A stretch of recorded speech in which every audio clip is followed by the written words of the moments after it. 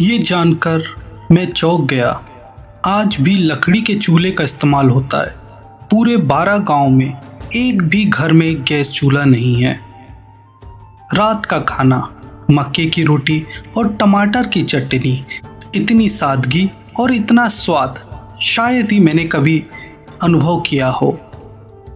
यहाँ की खेती मक्का, बाजरा, जौ सिर्फ जरूरत भर की होती है, कोई व्यापार की नहीं, सिर्फ जीवन जीने के लिए। पुराने जमाने में ये लोग आम की गुठलियों को सुखाकर फिर उसके बाद उन्हें पीस कर आटा बनाते थे और उन आटे से रोटियां। इसके अलावा वे जड़, कंदमूल, वनस्पतियों इन पर निर्भर थे। इनको खेती करना नहीं आता था। जैसे कि मैंने आपको पहले बताया कि मैं जिस आदिवासी परिवार के साथ रह रहा हूँ, उनके मुखिया कोई साधारण व्यक्ति नहीं है, बल्कि गांव के वेद और ओझा है। वो जड़ी बूटियों, मंत्रों और तंत्र क्रियाओं से लोगों की बीमारियां और समस्याएं ठीक करते हैं। शाम का समय हो चला था। गांव के लोग इलाज के लिए आने लगे। तभी एक महिला आई जिसे काफी तेज बुखार था। मैं एक कोने में चुपचाप बैठा देख रहा था। दिया जलाया, मंत्र पढ़ा, झाड़ फूक शुरू हुई। महिला गेहूं की एक मुट्ठी साथ लाई थी। कहते हैं उसी में उसका सारा दर्द और तकलीफ उतर गई। यह प्रक्रिया करीब आधा घंटे तक चली। अगली सुबह जब मैंने गांव में उस महिला को देखा, वह अब पूर्ण रूप से स्वस्थ थी। गांव के आदिवासी ओझा और तांत्रिकों का मानना है पातालकोट की गहराइयों में दिव्य शक्ति वास करती है। पातालकोट भौगोलिक दृष्टि से 2 से 3 हजार फीट गहराई में बसा हुआ है। अभी मैं जिस स्थान में हूँ, करीब 2500 फीट की गहराई में है ये गांव। पातालकोट की तलहटी यहाँ से भी 1500 से ज़्यादा गहराई पे बसी हुई है, जहाँ कोई इंसान निवास नहीं करता और गिने चुने इंसान ही वहाँ तक पहुँच पाए हैं। यहाँ के आदिवासियों का मानना है उस गहराई के अंदर दिव्य शक्ति वास करती है। यह सब देखकर मेरे अंदर एक सवाल जागा, क्या वाकई पातालकोट की गहराइयों में कोई दिव्य शक्ति बसती है? क्या ये केवल विश्वास है या सचमुच में कोई अदृश्य ऊर्जा काम करती है? मैंने तय किया मैं खुद जाऊंगा उस रहस्यमयी तलहटी तक, जहां कोई पगडंडी नहीं है, सिर्फ घने जंगल और 1500 फीट गहरी खाइयां। आदिवासियों ने मुझे दिशा दिखाई और मैं अकेले ही निकल पड़ा उस रहस्य की खोज में। तो घाटी के ऊपर में जो दिख रहा है ना बाउंड्री वॉल, वहाँ पे लोग से यहाँ का व्यू देखते हैं। और मैंने अभी यहाँ के कुछ आदिवासी गांव वालों से पूछा कि घाटी के अंदर और जाने का रास्ता कहाँ से है, तो मैं वहाँ से जा रहा हूँ।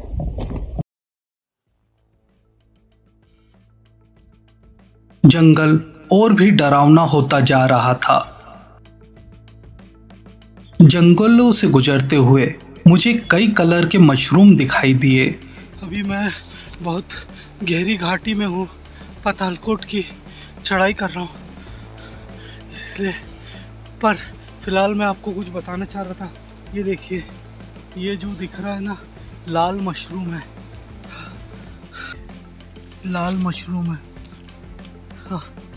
अब मुझे खड़ी चट्टान से नीचे उतरना था, पर मेरे पास ना रस्सी थी ना कोई सुरक्षा उपकरण।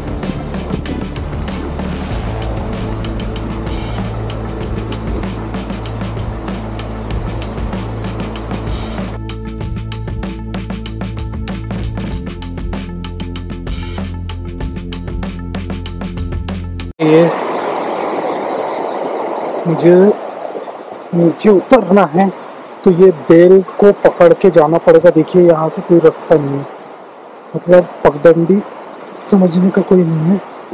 अब मैं इसको कैसे करूँ?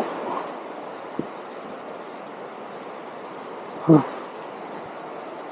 ये, हाँ सही है, सही है, सही है, सही है, सही है।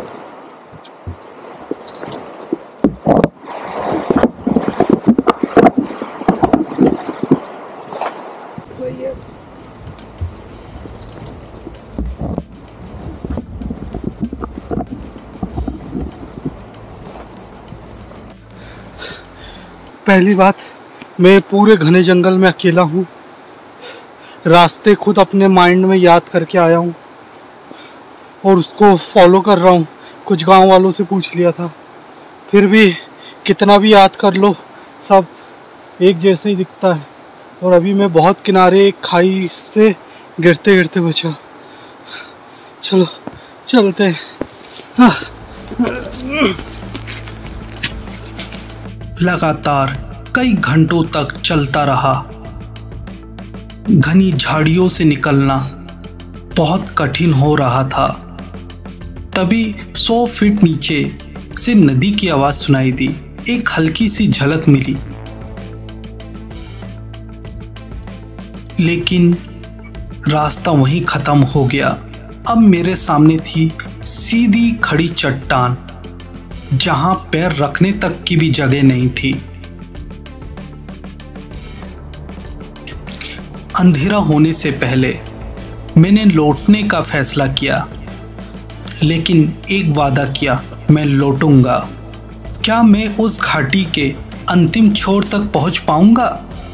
क्या वहां वाकई में कोई अलौकिक शक्ति छिपी है, या ये सिर्फ आस्था का जादू है? इन सभी सवालों का जवाब आपको मिलेगा एपिसोड 5 में। और हाँ, लाइक, सब्सक्राइब और शेयर करना ना भूलिएगा।